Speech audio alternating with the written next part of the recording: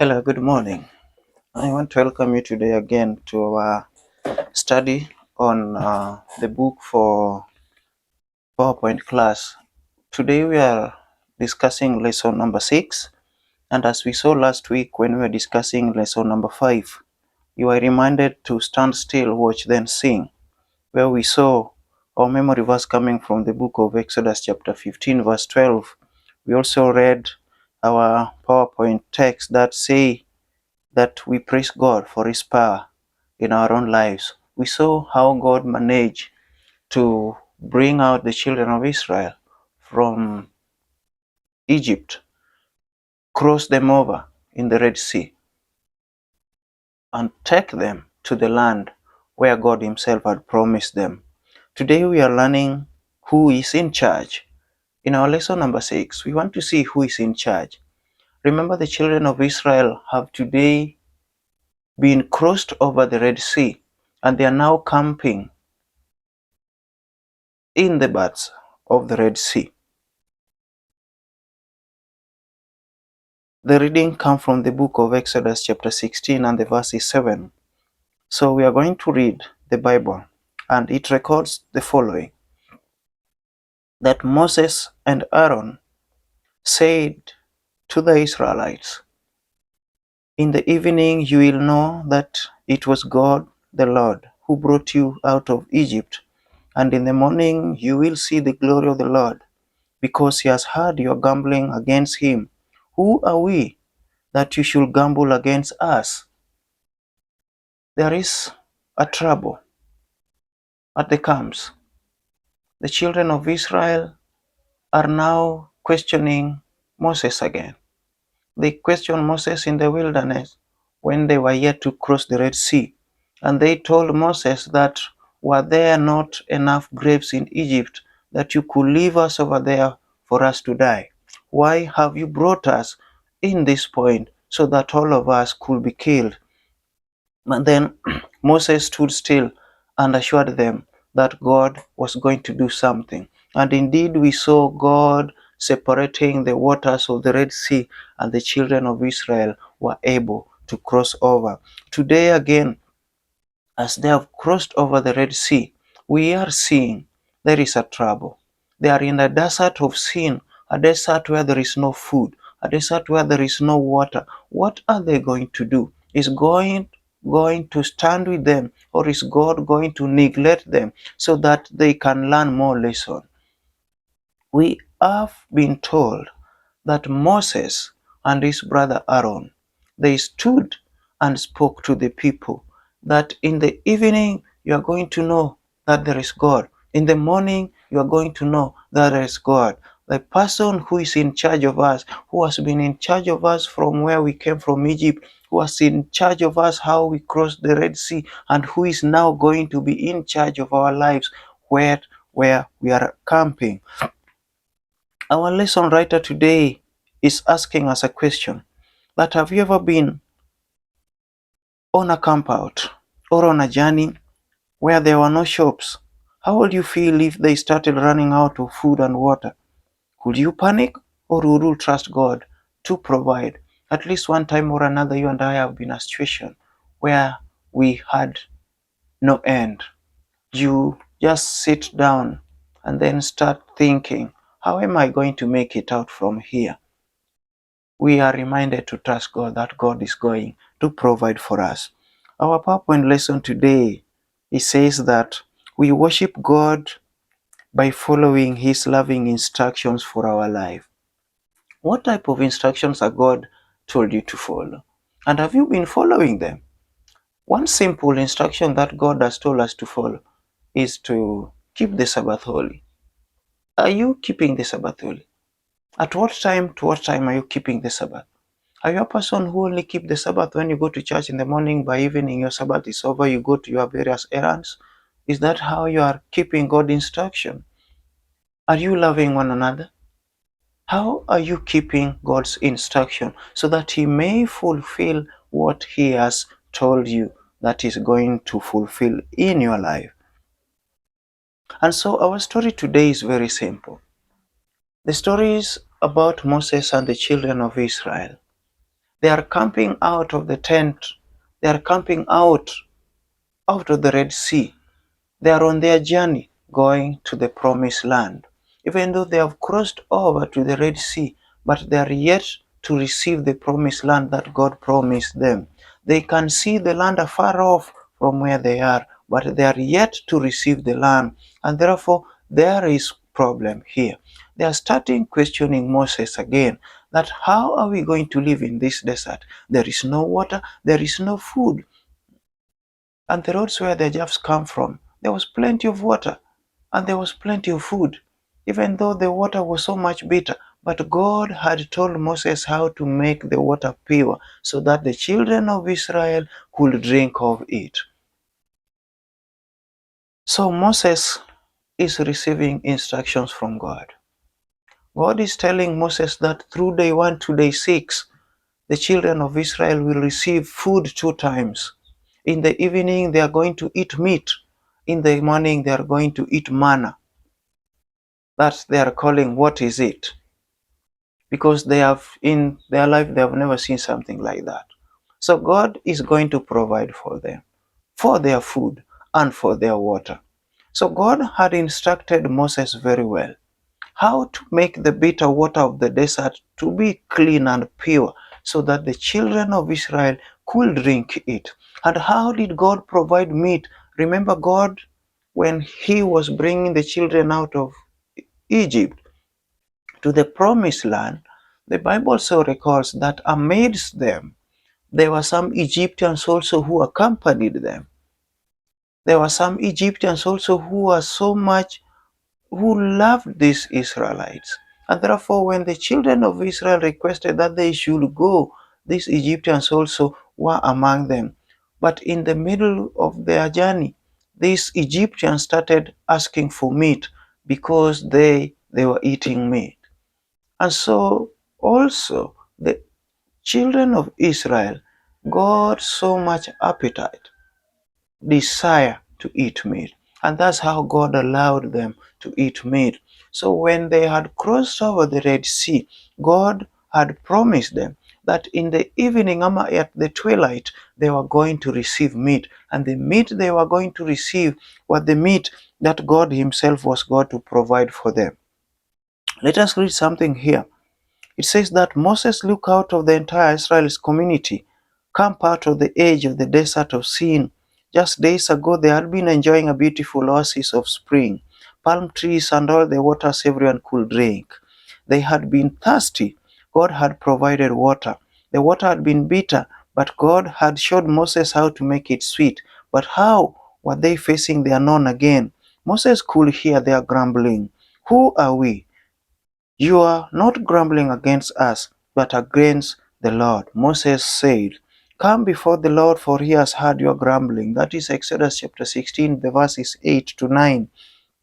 Then Moses replied to the Israelites, the word of the Lord said, at twilight you will eat meat, and in the morning you will be filled with bread. Then you will know that I am the Lord your God. Well, how we read in verse 12. At twilight, just as God had told Moses, a large migrating flock of quail covered the camp. We all know the quail. So it is the quail that God had allowed to be the meat for Israelites in the evening. And then the children of Israel could harvest as much as they could eat within their household. But this came with an instruction. God had promised that when you are picking the meat, if it is for the evening, it is supposed for the evening. If it is for the morning, it's supposed to be morning. You are not supposed to take more that elapsed the next day. Why? Because God was again going to provide for the next day. And then he say that once again temporarily happy and stuffed themselves and forgot their frightening and frustration. In the morning, one by one, heads pop out of the tent opening to observe the white seed like frost covering the ground outside. What is it? What is it? Each person questioned another. Soon Moses answered their question. It is the bread the Lord has given you to eat. That is verse 15. God will provide this bread once again, and at a time, and the Israelites has shown the gratitude by carefully following God's simple instruction. Everyone is to gather as much as they need. Take an omer, that is about 2 quarts or 2 liters, for each person you have in your tent. The people obeyed the first part of the instruction. They were supposed to take only that which is enough for the people living within their tent, because God had provided enough for everybody, for enough for all the children of Israel. So there was no question of I don't have, I don't have, I don't have. The only thing that you had to do is to count the number of people within your house, then go out there and collect the much that you need for that during the day. For in the next day, God was going to provide another one. And the orators say that the children of Israel obeyed that first of instruction. Then Moses proclaimed the next step of the instruction, that no one is to keep any until morning. Why? Because if anyone kept the thing they had collected during the day until the next day, they were going to find them rotten. God simply wanted them to learn that amidst any difficulty, He was there and He was going to provide them. Are we together until there? Again, the people returned to their dwellings. Each tent, they were busy boiling or grinding and baking their what is it? Remember that it is manna, the bread that God has provided them with. It tasted good, just like honey. In spite of God's instruction through Moses, some of the people were worried that there would not be any tomorrow, and they put some aside. Just like our lives today, God has assured that let us mind about what we have today, for tomorrow will take care of itself. But we find many of us through corrupt ways, we just want to gain as much as we cannot have. Mm? Then these things that we gain through corrupt ways, they don't last. The same way the children of Israel here, they were told to pick only one for a day, for God was going to provide for the next day. And what did some of them do? Some of them started having doubts. Some of them started questioning, is Moses really saying the truth? And we are told that they took much more extra because they thought that tomorrow God was not going to provide for them. And what happened? The writers say that in the morning, the manna which had been saved from the night before stank and was full of bugs, just as Moses had said. And just as God had promised, there was plenty more on the ground on that day's need. The people had to get out of the bed and gather it before the sun got too hot and melted it. So we only have to trust God ways. We only have to trust God's words. When He said that I'm going to give you the one that is enough for you tomorrow, be assured that God is indeed going to provide. For each we take doubting His promises, the one that we have extended without God promise is going to destroy, and they will not be of help to us. The splendid arrangement went on day after day until was the morning of the sixth day. Moses called the people together again. God had another step in instruction. The Israelites were to gather twice as much manna as before. This time it wouldn't spoil. God wanted them to be resting and spending time with Him on the Sabbath day. So from day 1 to day 5, they had been collecting each per day. But on the sixth day, which is the resting day, God had gave them another instruction that they had to collect twice as much. If I was collecting 2 liters, then the next on the sixth day I'm supposed to double that, which is 4 liters. Why? To cater for the seventh day, which was the Sabbath day. And this time around, God is assuring them that whatever they had collected that particular day more than times 2, it is not going to rot, it is not going to spoil, it is going to be pure and to taste fresh as the one collected on that day. What a wonderful instruction. Only what we need to do is to walk in God's ways. Only what we have to do is to obey and trust God's words. Let us see if it is going to rot. Tomorrow, Moses began, it is to be a day of the Sabbath rest, a holy Sabbath to the Lord. So bake what you want to bake and boil what you want to boil. Save whatever is left and keep it until morning. Again the people went out to gather their day's food. As usual, some people followed the instruction God sent them through Moses and others did not. Here now is the reverse of everything. God had now instructed them to collect twice, and we have seen other people are collecting twice as it has been instructed. But other people are collecting once because they think that if they take two, it is going to rot. Just the other people were collecting two when the instructions were the otherwise. So they collected once, and when it reached the next day, the manna did not come, the quail bird did not come, and therefore they were hungry. Why? Because they did not follow the instruction that God had given them. Our story ends by saying that when the Sabbath morning dawned, some people had food and others went out to gather it. But of course there was none, just God had said. Moses looked at the disappointed people walking back to their tent. When would they learn what they were caught? When would they learn that they were to quiet their hearts in prayer when they are in need and in problem? They were to obey God's simple instruction and praise Him for His miraculous provision. If God said that today is the red Sabbath, you should not work, you should not anybody work in the Sabbath rest, that is what you are supposed to do. Do not tend to be so much learned. Do not tend to be so much busy that you are the one who now knows much more than God, who has said that you should rest on the sixth day, on the seventh day. Do all your work on the sixth day, but on the seventh day is the rest of the God. On the seventh day, you're supposed to rest and see the good thing that you have done between day 1 to day 6.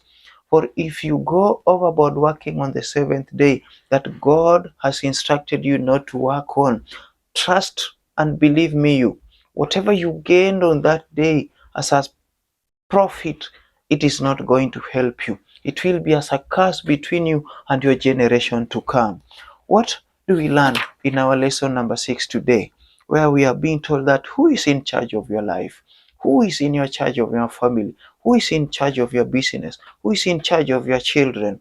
We have seen God was in charge of the children of Israel. He provided for them. He cared for them. What about you, my viewer tonight? We are told that we worship God by following His loving instruction for us. And then in the Adventist belief as normal, today we are learning about belief number 7, the nature of humanity. It is within the nature of humanity that we are so weak. We can't trust 100% like God requires us to trust. But even in our weakness, God still reassures that we should trust Him. What do we learn in the nature of humanity?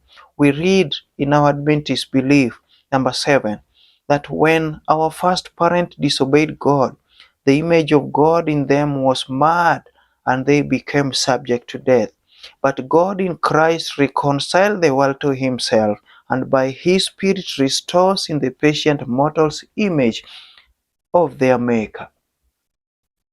That in the first person that God made, the image was marred by sin. The image was raised away by sin. But God, through Christ, who came to redeem man out of the sin, He has given us the second opportunity to be with Him again. He has again faced out the image that sin brought us and instead brought the image of God. That when I walk, when you walk, the image of God is supposed to be seen on our faces because that is the leadership of God.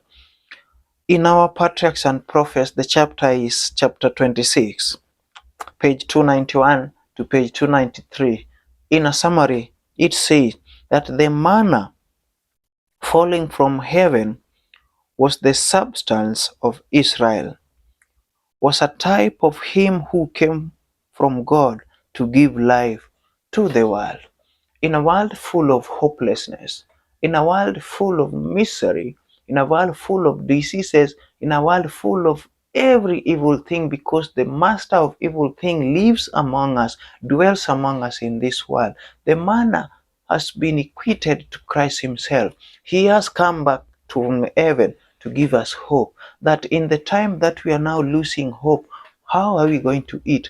What are we going to drink? God has finally brought manna from heaven, that from him we may eat and live forever. From him we may drink and live forever. If we trust that God is going to make out our second day, then we should never leave focus. We should never let the focus away from us even a single minute.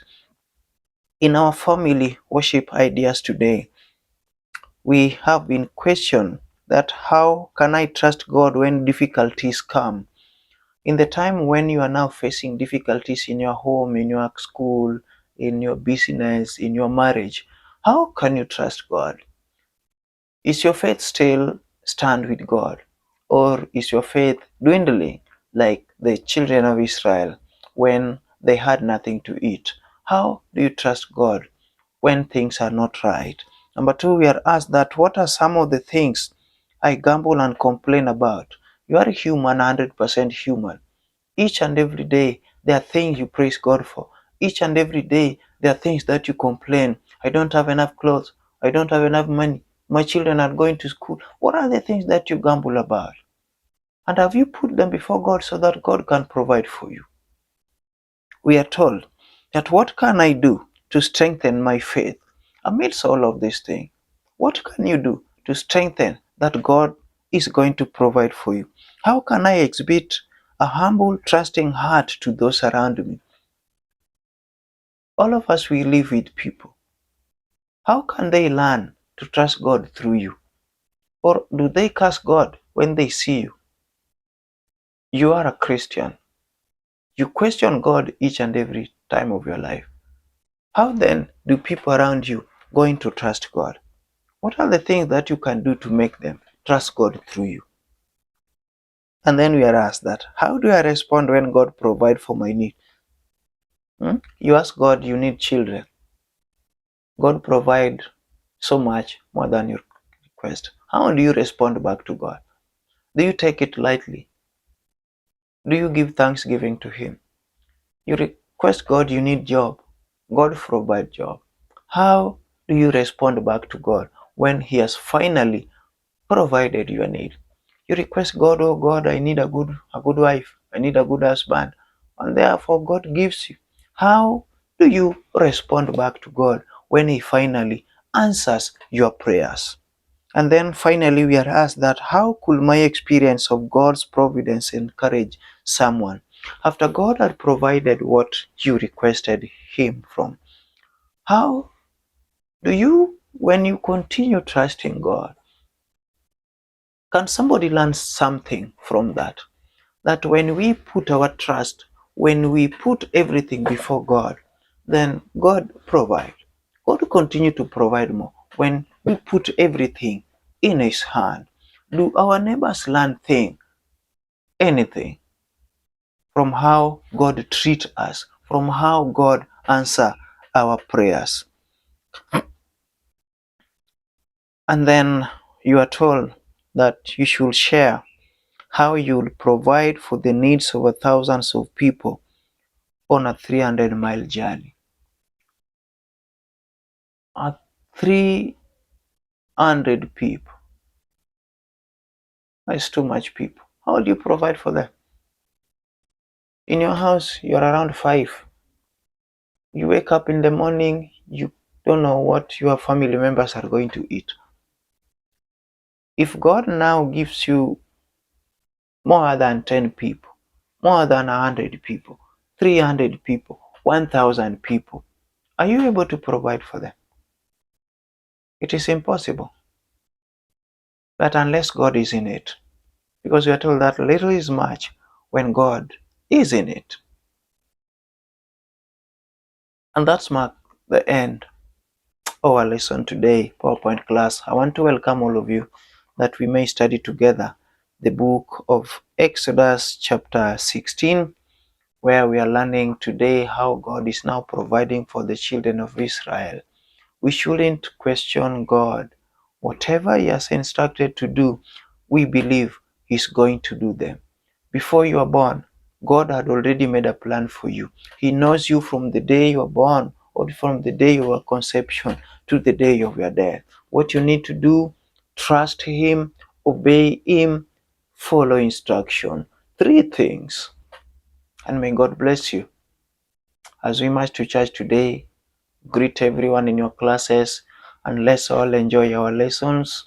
The children, wherever you are, the parents, wherever you are, let us all teach our children to enjoy their lesson of study, whichever class they are in, the primary, the kindergarten, the beginners, the real time, the cornerstone, the PowerPoint, and you as a parent, the adult stress lesson. It makes us study the Bible, it makes us draw closer to God. So let us form the habit of studying our lesson each and every day, so that we may strengthen our belief in God. We may strengthen our faith in God, and also it may also prepare us for the uncertain days to come. Otherwise, God bless you so much, and remember to go to church. Do not fail to be at home. Be blessed.